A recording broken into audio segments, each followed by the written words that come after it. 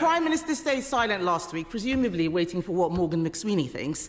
On his WhatsApp groups, some of his closest ministers were plotting to overturn the Supreme Court decision.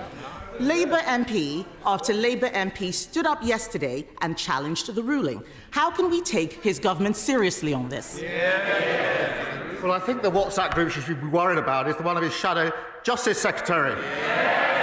Mr. Speaker, the mask has slipped just 1 week before the elections because the shadow Justice Secretary is not here, a man who's doing everything he can to replace her. The man that most of them want as leader of their party has admitted that Reform and the Tories are working together. He said, I want this fight to be united. He said he's determined to bring this coalition, he calls it, together one way or another. Well, I think we know what that means. Every Tory voter is appalled at the thought of paying for the NHS. Every Reform voter who hates what the Tories did the last 14 years, they're not Conservatives, they're a con.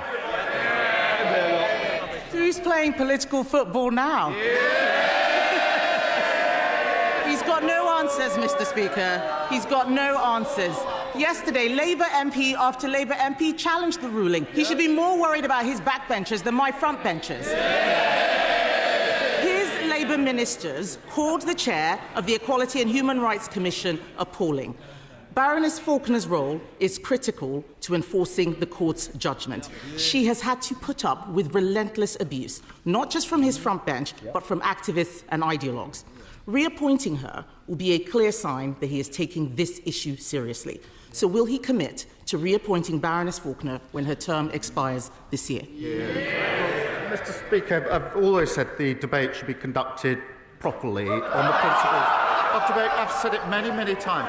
But I would remind the Leader of the Opposition that when they were in government, violence against women and girls reached record highs, rape prosecutions fell to record lows, and millions of women were left stuck on NHS waiting lists, unable to get the health care that they needed.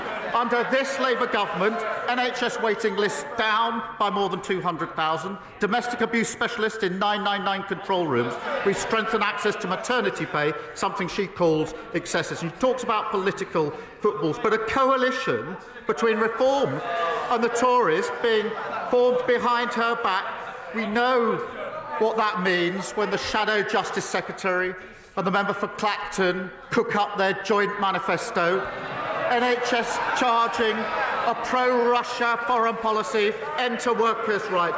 Just as the Love government lost control of the economy, the borders and health, in 6 short months, she's lost control of her party. Kemi Badenoch. Mr. Speaker, he's clearly so uncomfortable talking about this subject. Yes.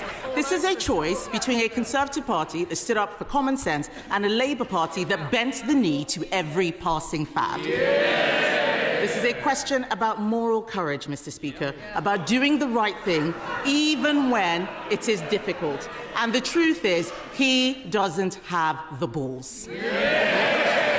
The Prime Minister only tells people what they want to hear. He only tells people what they want to hear. He is a weather vane who twists in the wind. He cheered an ideology that denied safe spaces to women and girls because he thought it was cool to do so.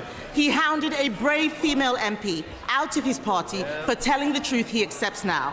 And now he is hiding behind the Supreme Court judgment. And isn't that because he doesn't know what he actually believes? I can only assume that sounded better when she did it in the mirror earlier on.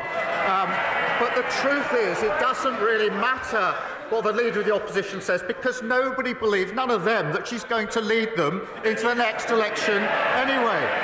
It's going to be the Shadow Justice Secretary. He's away plotting, that's why he's not here today, Mr. Speaker. And the member for Clacton fighting over the bones of the Tory party. And they think Reform are going to give them their votes without changing their policy. Absolutely no way. The member for Clacton's going to do what he always does, eat the Tory party for breakfast.